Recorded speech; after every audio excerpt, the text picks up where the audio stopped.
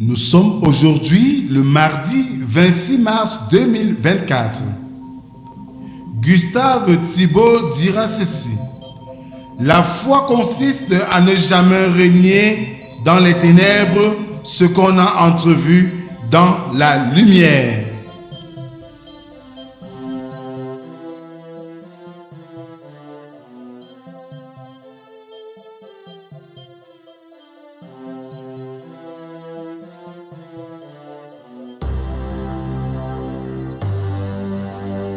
Bien-aimés dans le Seigneur, bonjour. Nous sommes réunis ce matin, comme chaque lundi à vendredi, dans le cadre de la méditation quotidienne.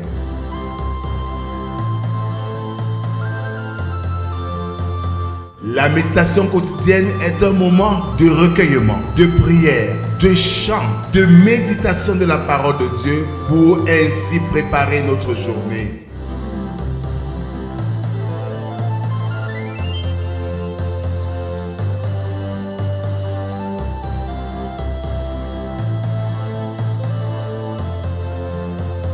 Pour vous servir, le pasteur Rodrigue Cash de l'Église évangélique du Cameroun.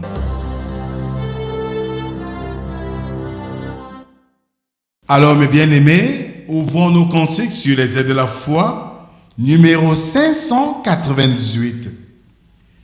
Jusqu'au bout, je veux te suivre.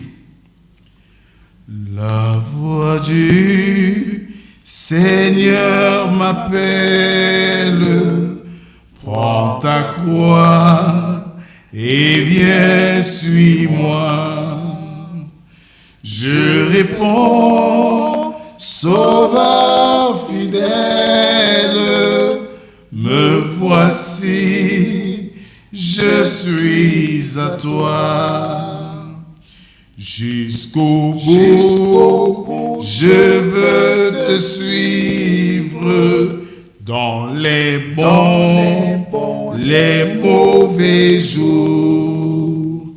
À toi pour mourir et vivre, à toi Jésus pour toujours. Alors, mes bien-aimés, continuons notre adoration avec le psaume du jour, le numéro 91, dont nous ferons lecture de la 2e à la 5e strophe qui stipule ceci. Je dis à l'Éternel, mon refuge et ma forteresse, mon Dieu en qui je me confie, car c'est lui qui te délivre du filet de l'oiseleur, de la peste et de ses ravages.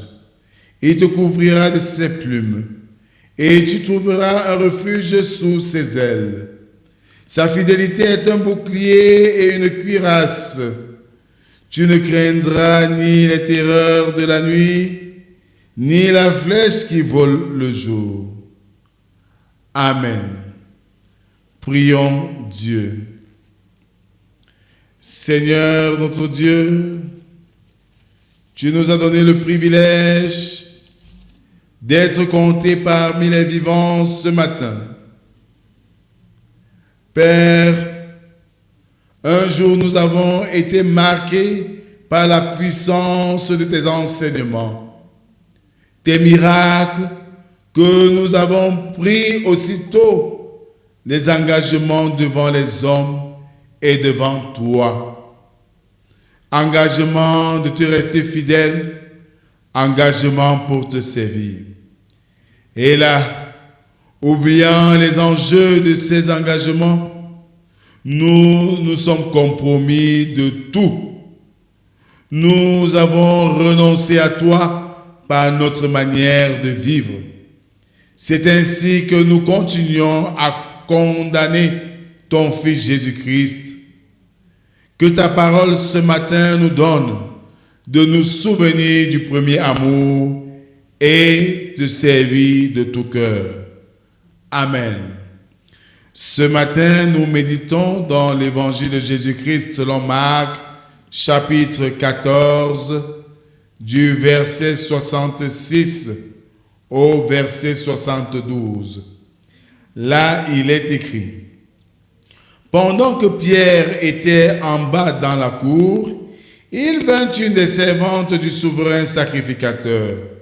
Voyant Pierre qui se chauffait, elle le regarda et lui dit, « Toi aussi tu étais avec Jésus de Nazareth. » Il le nia, disant, « Je ne sais pas, je ne comprends pas ce que tu veux dire. » Puis il sortit pour aller dans le vestibule. Et le coq chanta. La servante, l'ayant vu, se mit de nouveau à dire à ceux qui étaient présents, « Celui-ci est de ces gens-là. » Et il le nia de nouveau.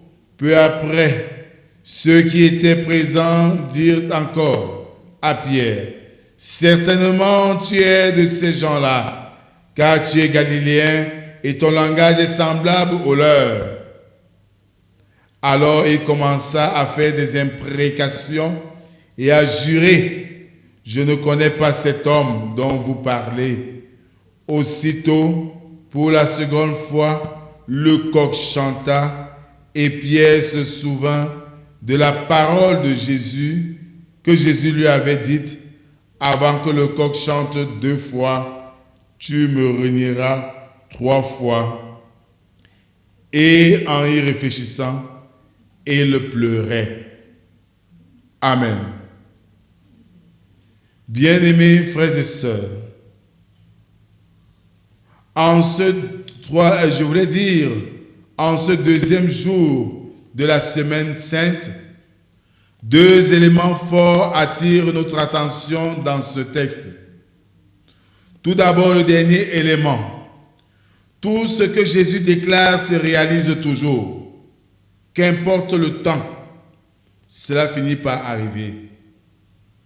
Pierre, qui hier se montrait courageux à suivre le Maître partout où il sera, finit par le régner ce matin.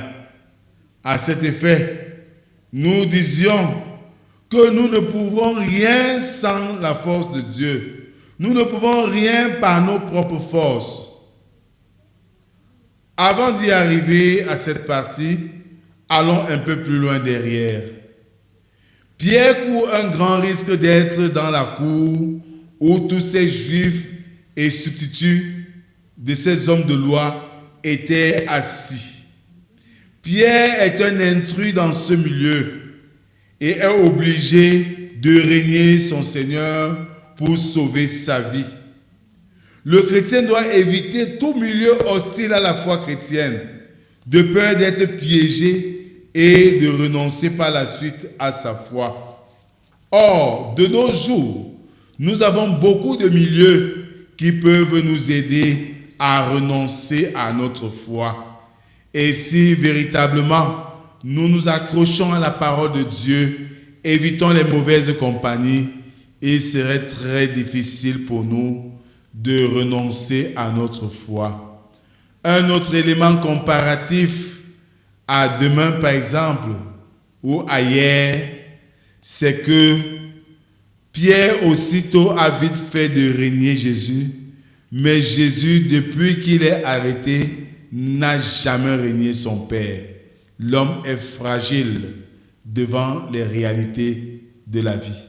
Seule la force de Dieu lui permet de les braver. Que le Seigneur bénisse en nous l'écoute et la méditation de sa parole. Amen. Je nous invite à la prière.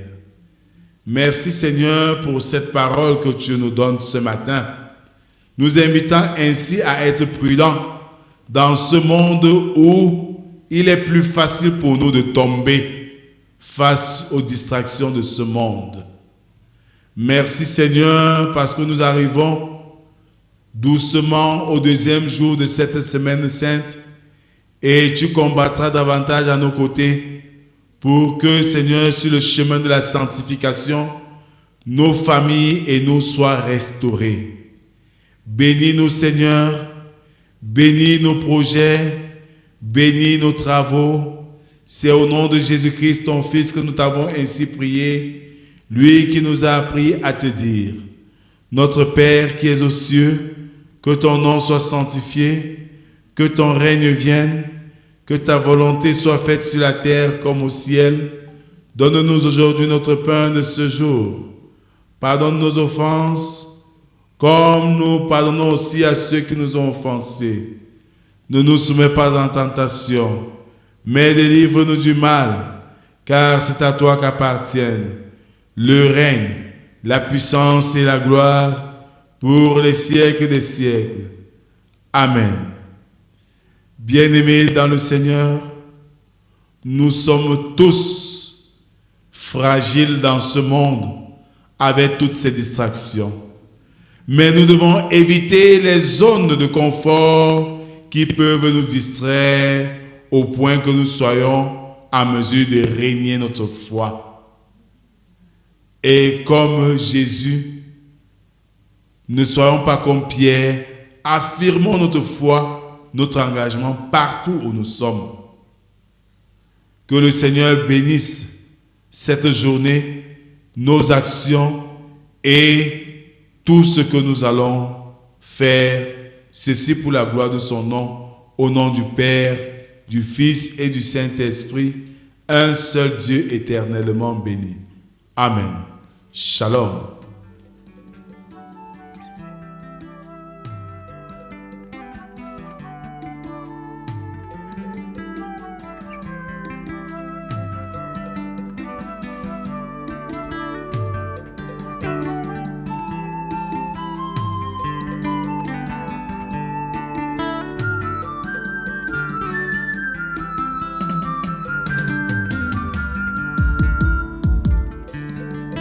On l'a arrêté,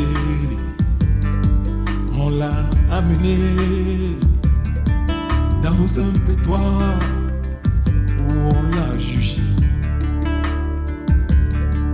on l'a humilié, on l'a maltraité, on l'a insulté, mais il n'a rien dit.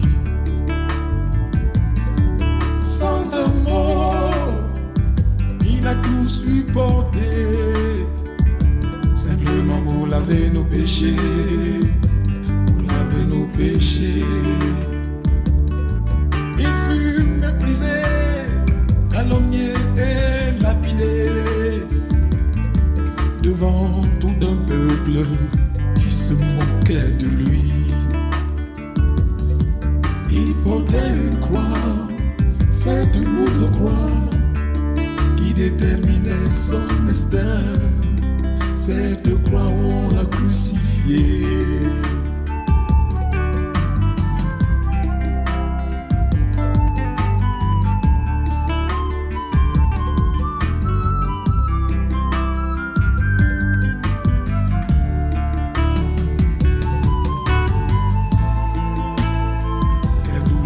Quelle douleur, oh, on l'a crucifié, il était vivant. Devant toute une foule en pleine journée, on l'a mis sur la croix et crucifié sans remords. Jésus, oh, Jésus, il est mort pour toi. Oh, Jésus, Jésus, il est mort pour moi. Jésus, il est mort pour toi. Jésus,